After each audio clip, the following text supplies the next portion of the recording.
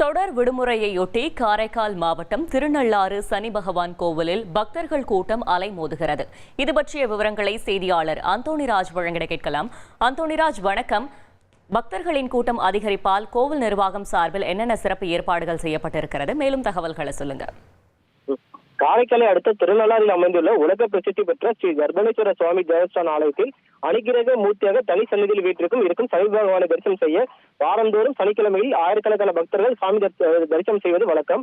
இதனைத் தொடர்ந்து பாத்தீங்கன்னா இந்த சனிக்கிழமை என்பதாலும் ஈஸ்டர் தொடர் விடுமுறை விடப்பட்டுள்ளதாலும் பள்ளிகளுக்கு கூட விடுமுறை விடப்பட்டுள்ளதாலும் சனீஸ்வர பகவானை வழிபட தமிழக பகுதியில் சேலம், ஈரோடு, கோயம்புத்தூர், மதுரை உள்ளிட்ட பகுதிகளில் இருந்தும் வெளிமாநிலத்திலிருந்து கேரளா, ஆந்திரா உள்ளிட்ட பகுதிகளில் இருந்து பல்லாயிரக்கணக்கான பக்தர்கள் இன்று அதிகாலை முதல் குவிந்து வந்தனர். மேலும் ஸ்ரீ சனி பகவானுக்கு அபிஷேகம் நடைபெற்று வெள்ளி கவசர அலங்காரத்தில் மகா தீபாராதனை நடைபெற்றது. பக்தர்கள் வெள்ளி கவசத்தில் அருள்பாலித்து வருகிறார் ஸ்ரீ சனீஸ்வர பகவான். முன்னதாக பக்தர் கடும் வெயிலை பொருட்படுத்தாமல் நலத்தீர்த்த குளத்தில் புனித நீராடி பின்னர் களித்தீர்த்த விழாவை கல்யாணம் இல்ல, நான் பிசினஸ் ஸ்டார்ட் பண்ண போறேன். எப்படி? பாஸ் வாலா பி தி பாஸ். செதிரி தேவையை எடுத்து பின்னர் நீண்ட வரிசையில் 3 மணி நேரத்துக்கு மேலாக காத்திருந்து ஸ்ரீ சனீஸ்வர பகவானை தரிசனம் செய்து வருகின்றனர்.